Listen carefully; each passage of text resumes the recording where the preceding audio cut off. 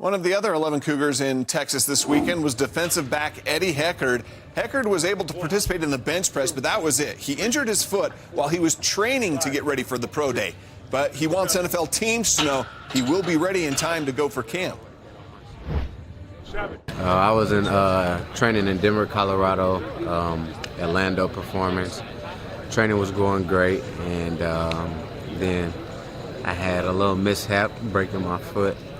But I'm going to be back and ready to go by the NFL season for sure. Whatever team come to get me.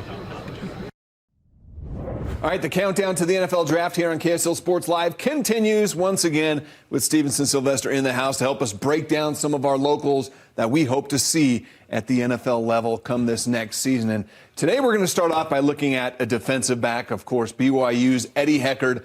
When you look at some of his measurables, Sly, I think you see a guy that definitely could fit in the NFL. Pretty good size for a defensive back. Yeah, no question. I mean, Eddie splashes on the field. Yeah. You know, no matter where he's at, he makes plays all over the field. 5'10", 190. He plays all the different defensive back positions. I think he could play the post safety, even a down safety. Mm-hmm. But what BYU uses the most is in the mix. That little rover safety, almost nickel position. Mm-hmm. But you've seen him make plays from the deep corner, left corner, right corner. He could play all over the field. 25 years old, hurt his foot getting ready for pro day. Are those going to be setbacks, do you think? I don't think so. You know, because when you put on the tape, the things that splash to me are the things that you want in a veteran, which will take a couple years to develop. So honestly, you're getting a veteran guy if you draft this guy right now. He understands the game, and that's what his coaches will tell you. All scouts will just tell you that he understands the game. Biggest thing that I love about him is his intelligence here.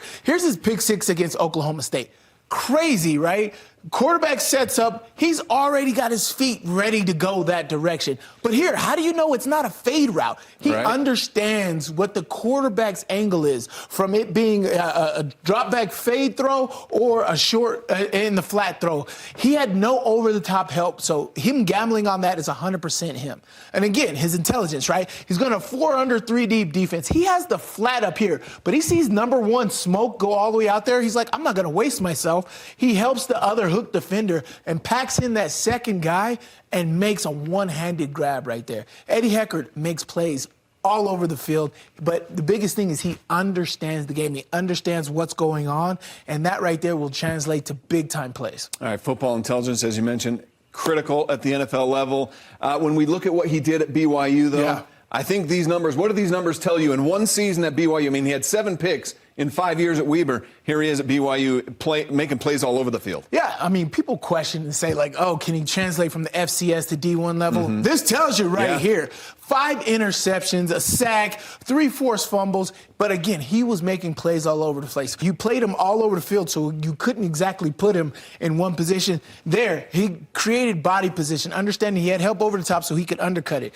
Here, Eddie Heckard just makes plays all over the place. He just understands where he needs to be, and the ball, it's like, there's guys on certain football teams. I played with Eric Weddle. I played with Troy Polamalu. The ball just attracts themselves to him. And he's one of those guys. Here, he's going to blitz from that nickel position. Again, you can put him anywhere on this defense. But here from the nickel position, look at the rush move.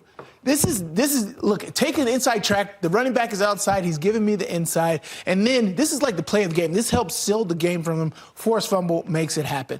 But Eddie Heckard, even here, this is a double slant combination, right? He has the inside receiver, bumps off into the first receiver. That's a concept thing. Again, that's his intelligence. That's him understanding, like, okay, I know that somebody's coming out to bump on my guy. I got to bump on the other guy. Gets into that passing window, takes to the house. Eddie Heckard is a baller, playmaker, and the guy you want on your football team. He's super athletic, which you love to see. We saw it there on the tape. He's got a nose for the football, which you love to see. He's a football player, not just the defensive back. All right, so if you're wearing the GM hat on draft day, and Eddie Heckard's name is on your draft board, where do you think, somewhere on draft day, where do you think he ends up? Maybe what type of defense does he fit with? Me, I'd take this guy in the 4th round. Okay. He'd be a 4th round, 5th round guy for me, simply because of his versatility. One, I know it'll translate to special teams. I've seen how aggressive he is in the running game. He can put his face in it, man. He's ready to make a tackle. That's something you don't get from every DB. And then you can rotate him throughout the defense. He blitzes well. He covers well. He understands defensive concepts and pass routes well. So I I would take him in the 4th round. The team